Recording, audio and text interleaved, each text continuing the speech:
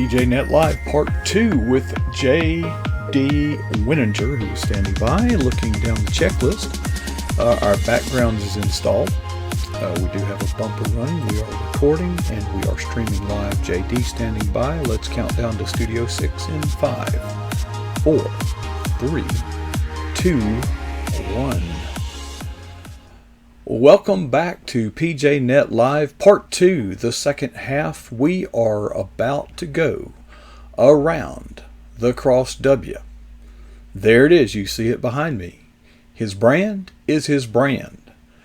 And folks, let's not waste any time because JD is really sacrificing to be here tonight. He's had a rough day and he has got his alarm set for about 4 hours from now to start another rough one. And you will notice in just a moment, he is not 100%. JD, sorry to hear about Lucky. Oh, thanks, Coach. Appreciate that. There's an old adage that goes around. It says, if you ain't lost one, you're fixing to. And unfortunately, in the cattle business, it's part of the business, sir. I apologize, everybody. It sounds so daggone froggy here. Yeah, you're struggling, man. A little congestion. Yeah, a little bit. All right, well, let's try to get you to bed as soon as possible. All right. And you are going to be out on assignment. You leave, I guess, Sunday for 2 weeks. You'll be gone, but you're taking your laptop with you. Is that my understanding? Yes, sir. That's right. All right. Well, let's turn to the blog then, because you do that every Wednesday, and that gives me a day to put it off until reading it on the day of the program. So, JD, I'm one that if the radio's on when I get in the car, I turn it off. I actually worked in radio. I guess I overdosed. Not into music, but your blog today talks about how music can influence us and how God can use that to get to us. So let her rip, buddy. Well, it seems that different seasons in life, Coach, as we go through different things in life, and God is trying to show us and teach us different things. He has a way of using music to speak to us. And different people have commented on my blog that they each have their own song of surrender. Mine in this season, where I'm learning to just surrender more and let God drive the bus for a while, was a song by a worship band called Hillsong Worship. I think they're out of a big mega church somewhere, not really sure where. They have their challenges like all bands and all musicians and things, but they've got some pretty good worship music. And for me to define worship music, it's the music that sets the tone or prepares the mind and body to enter into that one-on-one relationship with the Holy Spirit, to just sit and chat with God for a while. So certain songs I will listen to as I prepare for my God time in the morning. A song that always works for me is called Speak to Me by Tommy Walker, I think is the artist. But it's just slow and it just invites God to come sit with you. And that puts me in the spirit for that worshipful praise and time of prayer and praise and study and things and learning. But New Wine just had an effect on me, Coach, and it's hard to explain because I'm not a teary-eyed person, as you can imagine. But every time that song came on, tears would roll, and I didn't quite understand why. Well, finally one day God explained it to me, and he did so in the words of Isaiah. You know, he's preparing to do a new thing, just like he had promised the Israelites, you know, when he was leading them out of Egypt. Just go with me, just trust me, surrender to me. I'll lead you through this, and I'll take you to a new place, and I'll do a new work in you. And God makes the same promise to each of us, Coach. And that is what I learned. He was trying to tell me, just let go and let me do the work I need to do in you to make you better, Jim. And so been trying to learn that, been studying on that a lot. And what was funny, Coach, is I call them heart hugs. It's when you make that connection with God, and He's right there with you, and tears will flow freely then. And I've determined that what's happening is God is just squeezing the world out of me. That's where those tears are coming from. So and the more I fight to keep on to hold on to those worldly habits and those worldly beliefs that I've carried for so many years, the harder I hold on to them, the harder He's got to squeeze to get them out. So I'm coming to understand that. I'm going, okay, Lord, I'll let go a little easier here. Just don't leave me.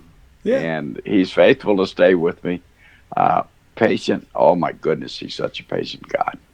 But that's why I called that post "My Song of Surrender." Right now, that song prepares me to just let go and let God, if you will.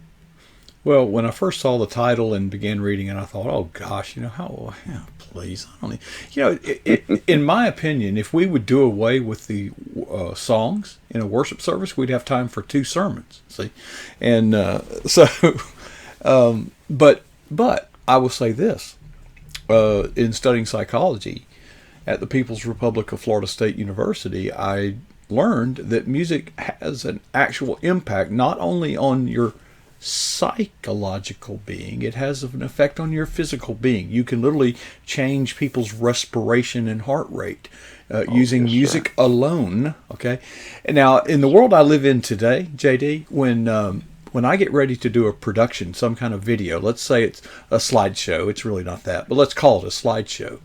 Okay. Before I even see the pictures, you know what I have my client do?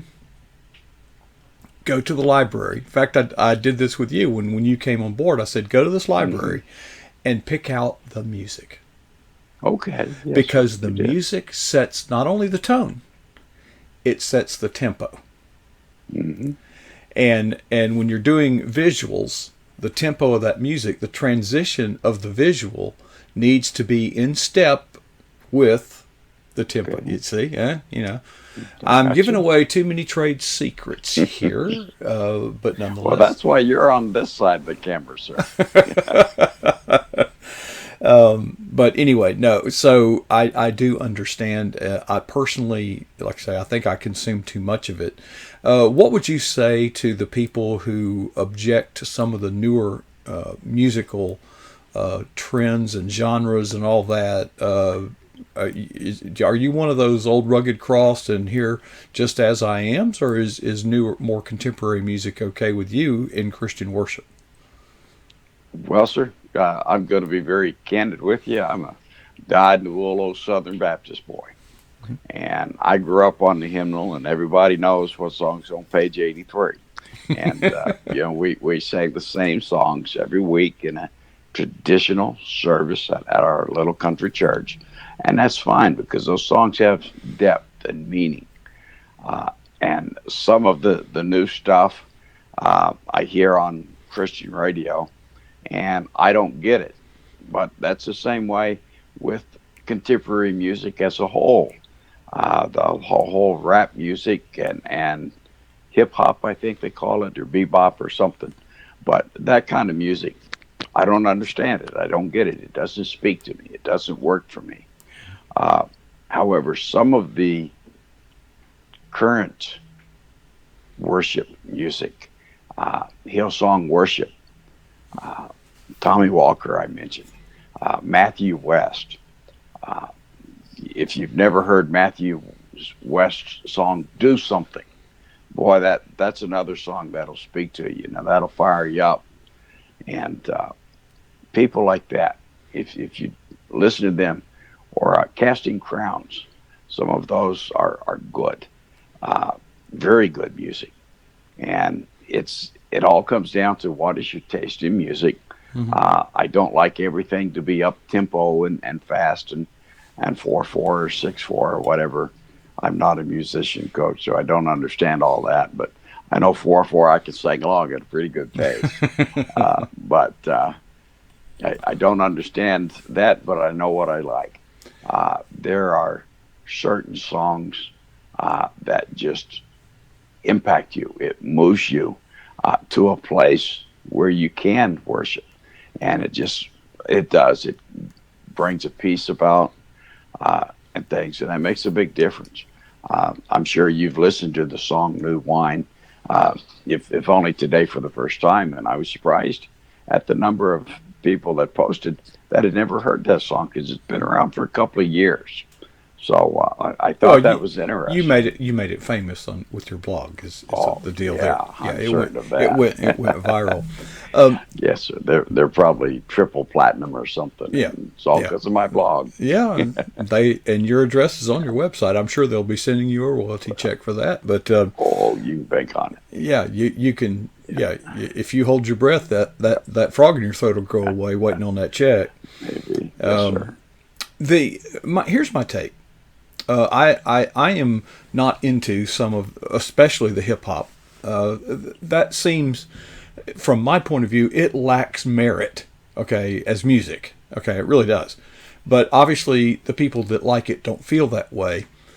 Right. I believe this: there's no such thing as Christian music. There is such a thing as Christian lyrics.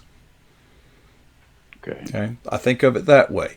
Now, just yesterday, I was speaking with someone who's partnered with a very popular hip hop artist in a local area, and he is reaching out for Jesus Christ through that genre of music. Okay. And I'm all for that. I don't like that music, but if you have to reach out to them in the language they understand. Now, Yes, sir. if you don't reel them in, all you're doing is entertaining Right. them. Yes, sir. Don't do any good to pull in an empty net. Yeah. So, I'm all into, I have designs to, do laser light shows and loud music and pyrotechnics and all that show stuff. But you have to be cautious going there that people aren't coming to church to hear the music, to see the show, Very true. without hearing the gospel message. Now, they may come to see the show. That's fine. I'm okay with that. But before they leave, they better have heard the gospel message, and God will do his thing. So we'll reach out to them, And by the way, I don't really care for that old Southern gospel stuff either. Okay. And I have, Sunbelt Girl is one of my closest collaborators and most faithful, and she loves that stuff. Yep. And I'm telling you, first of all, it does have technical merit. It's good as music. I just don't care for the genre. Okay. But God can speak through. The genre is not important to God. What's important to God is that you'll open your heart just a little bit. Yes, sir. Just open that door. He says that he stands at the door and knocks. Knocks. You just got to let him in. That's right. He doesn't bust the door down. No, sir. You, No, sir. You have to invite him in. you have to invite him in. And music can help ease that door open for you. It makes it a little easier to turn that knob. Makes it a little easier to pull that door too. Just because it sets the tone. It invites the Spirit closer to you. And that's my belief anyway, sir. Well, I'm not a great theologian. I can't explain why. But God can use anything that he's created. And he created music too. And he can use anything in creation because it's all his. And he does use that nature, just beautiful sights, a serene valley. You've driven in the mountains enough, Coach, to know. You top a hill and you look over a beautiful green, lush valley, and the troubles just melt away. Yeah. And so he can use all the senses. And I think that's why God gave us all the senses, so that he can reach us just like music. There's different ways that he needs to reach us, and there's different music that'll reach different people. Well, JD, I'm ready to wrap it up. Because Okay, I really feel for you. I know you're hurting. I know you're pulling it up from way down there, and but I want to give you a minute to say anything in closing that you want to say, because it'll be a week before we see you here again. But go ahead. Yes, sir. I'll see you next Thursday night. I'll be in Burlington, North Carolina again, probably at the Holiday Inn Express there. So that's what it's looking like so far. But I thank everybody for staying with us tonight. Sorry, I sound like now you know what Elmer Fudd sounds like with a cold, y'all. So we'll try and get better here and get doing a lot stronger. And see y'all next Thursday night. Hopefully sound a lot better. Thank you for your time and putting up with me, Coach. Much appreciated. God bless everybody. Yeah. Get strong, man. We'd love to have you back. All right. Thanks, sir. There he is, J.D. Wininger, taking us around the Cross W. His brand is his brand. Okay, well, we wrapped up a little early. Honestly, J.D. has got his alarm set for literally, I think, 4 or 5 hours from now, and he has been up.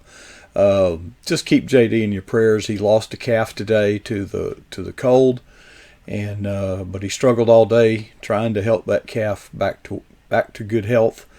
It's tough out there, folks. Life can be tough, but God's tougher. All right. I'm real excited. Let me just give you a few announcements. I keep talking about this website, pjnet.tv. Folks, we are transitioning to that website. Don't post any links to it, please, but feel free to go check it out. On a mobile device, it looks pretty darn good. And on a desktop device, it looks pretty darn good. We're not done with it.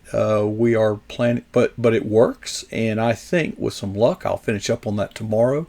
What I'll probably do is hold my fire until Monday. Folks, once that website is ready, and I'm thinking Monday, we need to start promoting the PJNET.TV Facebook page. We need to start inviting people in. Folks, I have been putting the brakes on and been saying, let's hold up. But in spite of that, I am seeing some very impressive growth, not only in the live views of our programming here, not only in the attendance in the roster in the chat room, not only in the highlights videos, but folks, I mean, everything is growing. God is just opening up the gates of heaven and pouring blessings out. And I think it's time that we really get to work. So I can't wait, and it will be fun. We are, when all this happens, right now you see the chat room. I want you to remember this time, because the day's coming when this chat room is going to be the scrolling so fast it'll be hard to keep up.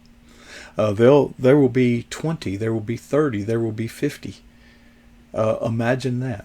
Folks, we are almost slam booked with guests in the coming days and the coming weeks. I think we only have a couple days left open in February. Now, what we're going to do, I figure in April, and I don't know exactly, but I figure in April I will tell my day job that I'll be available weekends only for the foreseeable future, and that will leave me Monday through Friday. And once we start that, I've got a few things left to do before we can start scheduling on Fridays. We have a new computer. Well, it's not actually new, but it's a more powerful computer that I need to transition to, and that's not as easy as it sounds. But once that is done and get some electrical work done here in the Eagle's Nest, we will be ready to start scheduling guests on Friday.